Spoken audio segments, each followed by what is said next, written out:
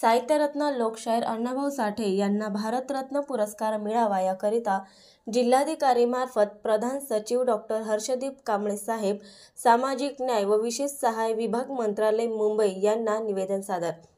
साहित्यरत्न लोकशाहीर अण्णाभाऊ साठे यांना भारतरत्न पुरस्कार मिळावा तसेच अकोल्यातील शिवनी विमानतळाला साहित्यरत्न लोकशाहीर अण्णाभाऊ साठे यांचे नाव देण्यात यावे याकरिता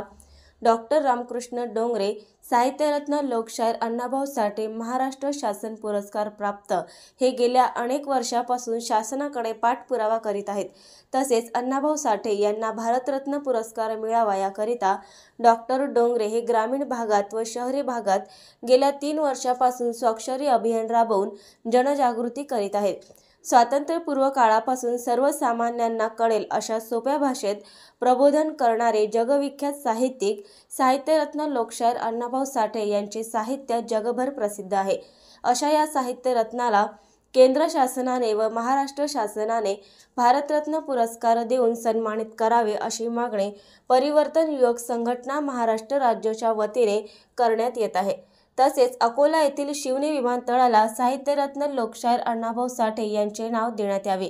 तसेच साहित्यरत्न लोकशाहीर अण्णाभाऊ साठे आर्थिक विकास महामंडळाच्या वतीने मिळणाऱ्या कर्ज प्रकरण मंजूर व वाटप करण्याकरिता शासकीय जमानतदारांची व 7/12 जामीनदाराची अट शिथिल करण्यात यावी अशा विविध मागण्यांकरिता आज डॉक्टर रामकृष्ण डोंगरे यांनी अकोला जिल्हाधिकारी श्री अजित कुमार यांना प्रत्यक्ष भेटून आपल्या माध्यमातून महाराष्ट्र राज्याचे मुख्यमंत्री माननीय नामदार देवेंद्र फडणवीस तसेच प्रधान सचिव डॉक्टर हर्षदीप कांबळे, सामाजिक न्याय व विशेष सहाय्यक विभाग, मंत्रालय, मुंबई यांच्याकडे निवेदन सादर केले. यावेळी राजेश अवचारसह परिवर्तन युवक संघटनेचे पदाधिकारी उपस्थित होते.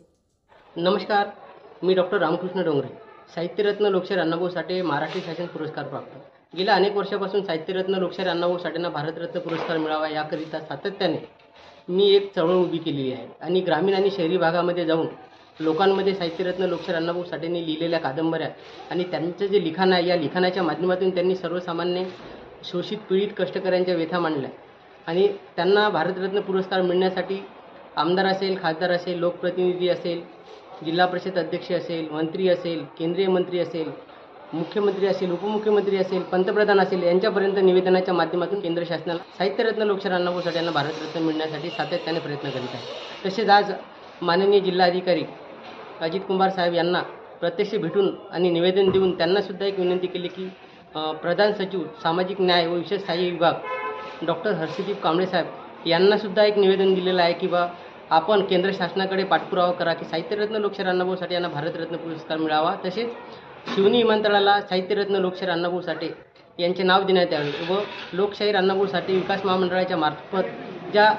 कर्ज योजना दिल्या जातात त्या योजना मातंग समाज हा आर्थिकदृष्ट्या प्रबल नसल्यामुळे, आर्थिकदृष्ट्या कमकुवत असल्यामुळे मातंग समाजा मुख्य प्रवाहामध्ये येण्यासाठी आणि औद्योगिक व्यवसायामध्ये तो आला पाहिजे, छोटे छोटे व्यवसाय त्यांचे थाटले पाहिजेत, छोट्या व्यवसायामधून त्यांनी आपली प्रगती केली पाहिजे. यासाठी लोकशाहीर अण्णाभाऊ साठे महामंडळाच्या माध्यमातून त्यांना जे कर्ज वितरण केले जाते त्या कर्जाच्या ज्या अटी आहे त्या अटी शिथिल करण्यात याव्या. कारण जेणेकरून मातंग समाजा मुळातच गरीब असल्यामुळे त्यांच्याकडे आर्थिक संपत्ती नाही आहे, कुठे नोकऱ्या नाही आहे, कुठे शेती नाही आहे. त्यामुळे त्यांना जर एखादं कर्ज प्रकरण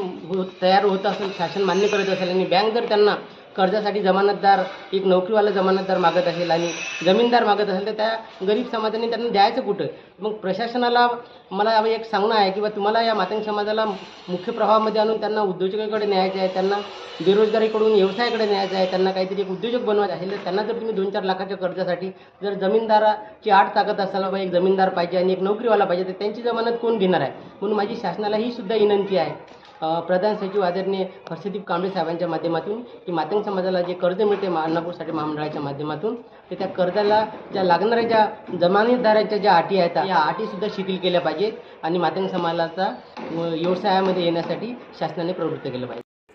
नवीन अपडेट मिळविण्यासाठी चॅनलला लाईक आणि सबस्क्राईब नक्कीच करा.